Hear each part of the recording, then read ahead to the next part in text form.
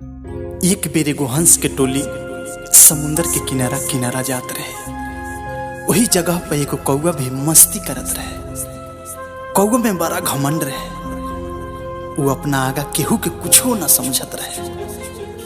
वह दिन जब कौआ हंस के झुंड देखलस तब मजाक उड़ावत कहलस कि तोहनी लोग कितना बढ़िया से उड़त बारा लोग, और उड़ला के अलावे और ही का कर सकत रहा लोग। बस पंख फैला के फरफर उड़ लेवे के बा, और कुछ तो तोहनी के आवे ना। का तू लोग हमारा नियन खूब तेजी से उड़ सकत बारा लोगिन? हमारा नियन करतब तोहन लोग के करे आई।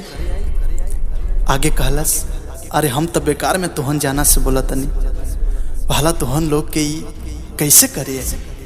तोहन लोग तो खाली पंख फरफरा के उड़े लागेला जा।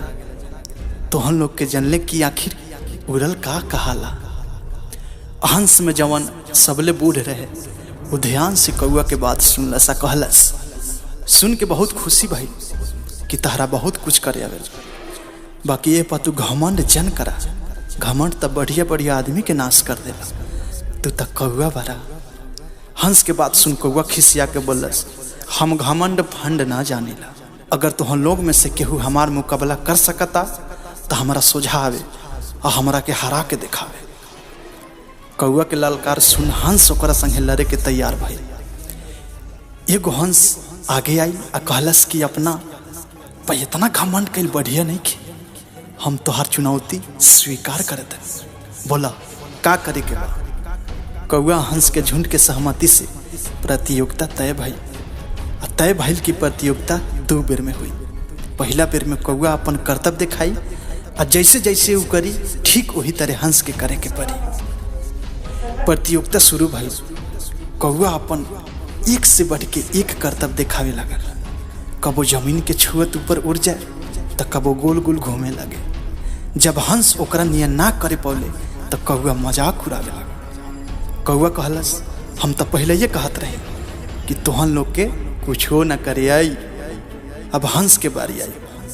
अब की बेर के नियम रहे कि पहले हंस अपन कर्तव्य दिखाई, ओकरा बाद ओकर हु बहु नकल कौआ करी। हंस अपन उड़ान भरलस आ एकदम सीधा समुंदर के ओर उड़े लगा। कौआ हंस के पीछा पीछा उड़े लगा। हंस के सीधा उड़त देख कौआ कहलस, ई कौन उड़ान हटे? सीधा सीधा इहो उड़ान भला कोनो उड़ान हटे? अब हमरा बुझा गई तू बड़का बुड़बक बारा। कौआ के बाद अनसुना करत हंस चुपचाप उड़त रहे। हंस उड़त उड़त जमीन से बहुत ऊपर चल गई। इन्हें हंस संगे उड़त कौआ के हालत खराब हो गई रहे। अब कौआ के बक बक तक बंद हो गई रहे। कौआ अब तक थाक गई रहे। इतना थाक गई रहे कि ओकरा 1 मिनट हवा में रहे में मुश्किल होकत रहे। ओकर प्यास से जान जात रहे। कौआ हंस के खेल समझ गई। कहलस, हमरा के माफ करा, हमरा से बहुत गलती भइल बा। आज तू हमार आँख खोल देला। अब से हम कबो घमंड ना करब। कौआ के बात सुन के हंस नीचे जमीन पर आ गई। ओकरा अपना घमंड पर बड़ा पछतावा भइल। यही तरह हमनी के कबहू घमंड ना करे के चाही, काहे कि हर इंसान में कोनो न कोनो खूबी जरूर होखेला। कुछ लोग अपन खूबी जान लेले तो कुछ लोग जिंदगी भर ना जान पावे। जरूरत बा अपना भीतर के खूबी जाने के और वो खूबी के सही उपयोग करे के, ना कि कौआ नियन घमंड करे के।